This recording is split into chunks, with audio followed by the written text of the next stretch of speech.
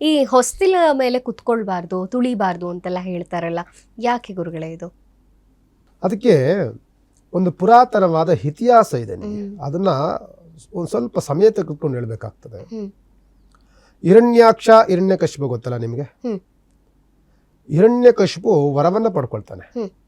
ಹಗಲಾಗಲಿ ರಾತ್ರಿಯಾಗಲಿ, ಮನೆಯ ಒಳಗಾಗಲಿ ಮನೆಯ ಹೊರಗಾಗಲಿ, ಆಯುಧವಾಗಲಿ ಆಯುಧವಿಲ್ಲದ್ದಾಗಲಿ, ಪಶು ಪಕ್ಷಿ ಕ್ರಿಮಿ ಕೀಟಗಳಿಂದಾಗಲಿ ನನಗೆ ಮರಣ ಬರಬಾರದು ಅಂತ ಅಂದಾಗ ಅವನು ಸಂಹಾರವನ್ನು ಮಾಡಲಿಕ್ಕೆ ಯಾರಿಂದಲೂ ಸಾಧ್ಯ ಆಗೋದಿಲ್ಲ. ಕೊನೆಗೆ ಅವನು ಹೇಗೆ ಅಂದರೆ ಇಂದ್ರನೂ ಸಹಿತ ಅವನನ್ನು ಪೂಜೆ ಮಾಡುವಂಥ ಸ್ಥಿತಿಗೆ ಬರುತ್ತೆ.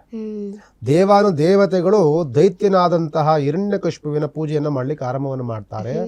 ಅವಾಗ ಎಲ್ಲರೂ ಸಹ ಇದಕ್ಕೇನು ಮಾಡೋದು, ಬ್ರಹ್ಮನಿಂದ ವರ ಪಡ್ಕೊಂಡಿದ್ದಾನೆ, ಅವನು ಮಾಡಲಿಕ್ಕೆ ಸಂಹಾರವನ್ನು ಮಾಡಲಿಕ್ಕೆ ಆಗಲ್ಲ ಅಂದಾಗ ಅವನ ಸಂಹಾರಕ್ಕೋಸ್ಕರವಾಗಿಯೇ ಭಗವಂತ ಶಂಕುಕರ್ಣನನ್ನು ಹಿರಣ್ಯಾಕ್ಷನ ಮಗನಾಗಿ ಜನನವನ್ನು ತಾಳ್ತಾನೆ ಪ್ರಹ್ಲಾದ.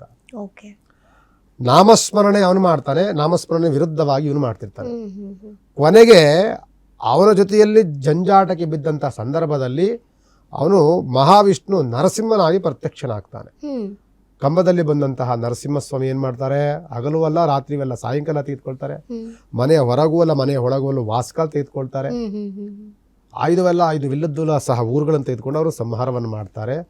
ಯಾವಾಗ ವಾಸ್ಕಾಲ್ ಮೇಲೆ ಕೂತ್ಕೊಂಡವರು ಪ್ರಕಟಿತವಾಗ್ತಾರೋ ಮಹಾವಿಷ್ಣು ಶಾಶ್ವತವಾಗಿ ನೆಲೆಸ್ತಾರೆ. ಆದ್ದರಿಂದ ಅಲ್ಲಿ ಸದಾಕಾಲ ನರಸಿಂಹಸ್ವಾಮಿ ಮಹಾವಿಷ್ಣು ವಾಸ್ತುಪುರುಷನಾಗಿಯೇ ಜನನ ನೆಲೆಸಿದ್ದಾರೆ. ಅದನ್ನು ತುಳಿಬೇಡಿ, ಅದ್ರ ಮೇಲೆ ಕೂತ್ಕೊಳ್ಬೇಡಿ. ಅಲ್ಲಿ ನೀವು ಕೂತ್ಕೊಂಡ್ರೆ ಹಿರಣ್ಯಾಕ್ಷ ಕೂತ್ಕೊಂಡಂಗೆ, ಅಲ್ಲಿ ಭಗವಂತನಿಂದ ನಿಮ್ಮ ಸಂಹಾರವಾಗ್ಬಿಡುತ್ತೆ ಅನ್ನುವಂಥ ಭಯದ ವಾತಾವರಣ. ಅಂದರೆ ನಮಗೆ ದೈವ ನಿಂದನೆ ಆಗ್ತಿದೆ ಅಲ್ಲಿ. ಆದ್ದರಿಂದ ವಾಸ್ಕಾಲ್ ಮೇಲೆ ಕೂತ್ಕೊಳ್ಬೇಡಿ, ಅದನ್ನು ತುಳಿಬೇಡಿ. ಅಲ್ಲಿ ನರಸಿಂಹಸ್ವಾಮಿ ಇದ್ದಾನೆ, ಅಲ್ಲಿ ವಾಸ್ತುಪುರುಷ ಇದ್ದಾನೆ. ಅದಕ್ಕೋಸ್ಕರವಾಗಿ ವಾಸ್ಕಾಲ್ ಮೇಲೆ ತುಳಿಯೋದು, ಅಲ್ಲಿ ಬೇರೆ ಬೇರೆ ಯಾವುದು ಸಣ್ಣ ಸಣ್ಣ ತೊಂದರೆಗಳನ್ನು ಮಾಡಬಾರ್ದು.